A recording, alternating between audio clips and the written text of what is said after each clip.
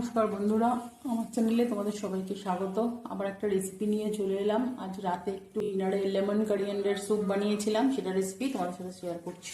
সামান্য সাদা তেল আর খানিকটা বাটার গরম করতে দিলাম। বাটারটা গলে গেলে এদিকে কয়েক কোয়া রসুন, দুটো কাঁচা লঙ্কা, একটা বড় সাইজের পেঁয়াজ, একটা বড় সাইজের টমেটো ডুমো করে কেটে রেখেছি। এগুলোকে এবার এই হ্যান্ড চপারটার মধ্যে দিয়ে দেবো। হ্যান্ড চপারটার মধ্যে দিয়ে দিয়েছি, একটু চপ করে নেবো। ওটস গরম জলে ভিজিয়ে রাখছি। আমরা 3 জন স্যুপ খাবো বলে 3 চামচ ওটস নিয়েছি। তোমরা যে কজন জন্য স্যুপ বানাবে সেই 1 চামচ ওটস নিয়ে একটু গরম জলে ভিজিয়ে রাখবো।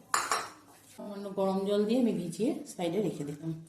পেঁয়াজ, আদা, রসুন, কাঁচা লঙ্কা, টমেটো এগুলো হ্যান্ড চপারে চপ করা হয়ে গেছে। এগুলো এবার সবাইকে দিয়ে দিলাম। আর দেখো, কিছুটা ধনেপাতার ডাঁটি গোড়াটা ভালো করে ফেলে দিয়ে ধুয়ে পরিষ্কার করে রেখেছিলাম, সেগুলো এখানে দিয়ে দিলাম। দিয়ে এবার একটু নাড়াচাড়া করবো।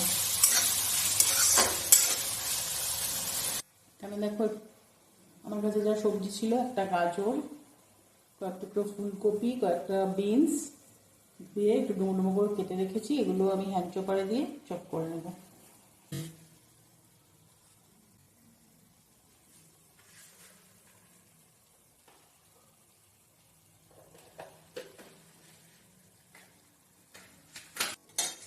এর মধ্যে একটু নুন দিয়ে দেবো।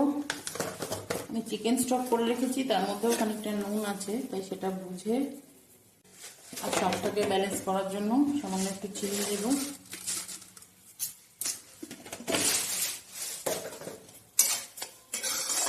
হ্যান্ড চপারের সাহায্যে আমার সবজিগুলো চপ করা হয়ে গেছে ভালো করে। এবার এগুলো দিয়ে দেবো।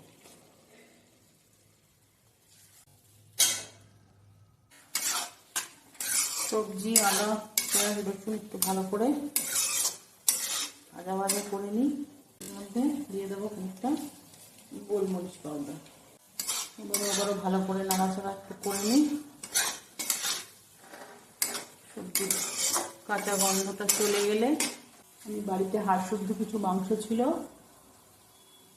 সেগুলোকে বেশি করে জল দিয়ে আর একটু নুন, গোলমরিচের গুঁড়ো, কয়েকটা রসুন আর ধনেপাতার কটা ডাঁটি ভালো করে স্টিম করে চিকেন স্টক বানিয়ে রেখেছিলাম। আর সেই মাংসগুলোর থেকে হাড় বাদ দিয়ে এই মাংসগুলো আমি সিলেক্ট করে রেখেছি, সেগুলো দিয়ে দিলাম। মাংস আর সবজি সব এবার ভালো করে একটু ভাজা ভাজা করে নেব। ফ্লেভারের জন্য এর মধ্যে সামান্য একটু সয়া সস দেবো। এবার ভালো করে এটাকে মিশিয়ে নেব।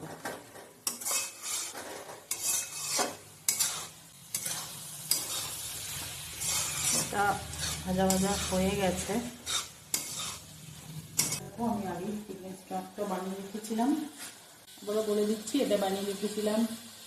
কয়েকটা হাঁস দুটো পিস নিয়েছিলাম চিকেনের, তাতে একটু বেশি করে জল দিয়েছি, এই 1 লিটার মতো।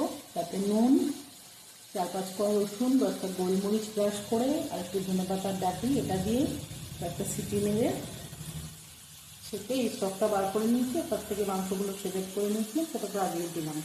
এবার এটা আমি এর মধ্যে দিই। এবার এটা একটু ফুটে নিই। তারপর যে ওটসটা আমি গরম জলে ভিজিয়ে রেখেছিলাম সেটা দিয়ে একটু ফুটিয়ে নিলে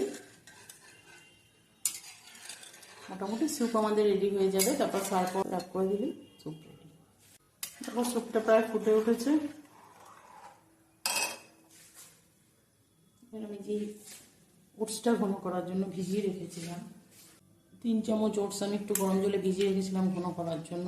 এটার জন্য কোনো ময়দা বা কর্নফ্লাওয়ার দেবো না, তোমরা এরকমভাবে করে দেখতে পারো, হেলদি ওয়েতে। 3 জন খাবো বলে 3 চামচ ওটস নিয়েছি। তোমরা যে কয়জনের জন্য স্যুপ বানাবে সেই 1 চামচ ওটস নেবে, তাহলে মাত্র ঠিক হবে। ফুটে উঠেছে। এবার এই ভেজানো ওটসটাও দিয়ে দিলাম। এবার আমি আর একটু মিনিট 5 ফুটিয়ে নেব। মিনিট 5 ফুটে গেলে এখন গ্যাসটা বন্ধ করে রাখবো। রাত্রে ডিনার করার আগে আবার একটু গরম করে 2-1টা জিনিস দিয়ে সার্ভ করবো, সেটা তখন তোমাদের দেখিয়ে দেবে। তখন 5 মিনিট ফুটিয়ে স্যুপটা রেখে দিয়েছিলাম। এখন ডিনার সার্ভ করার আগে দেখো একটু ফুটিয়ে নিচ্ছি। এই সার্ভ করার আগে দেখো ফুটে গেছে। গ্যাসটা বন্ধ করে দিলাম, বাটার দিয়ে দিলাম। মেন যে দুটো ইনগ্রেডিয়েন্টস সেগুলো গ্যাসটা বন্ধ করেই দিতে হবে। লেমন আর কোরিয়ান্ডার, লেবু আর ধনেপাতা, এই দুটো গ্যাসটা বন্ধ করে খাওয়ার আগেই দিয়ে নিতে হবে। বেশি করে ধনেপাতা। আমাদের স্যুপ একদম রেডি। এবার ব্রাউন ব্রেডের সাথে সার্ভ করে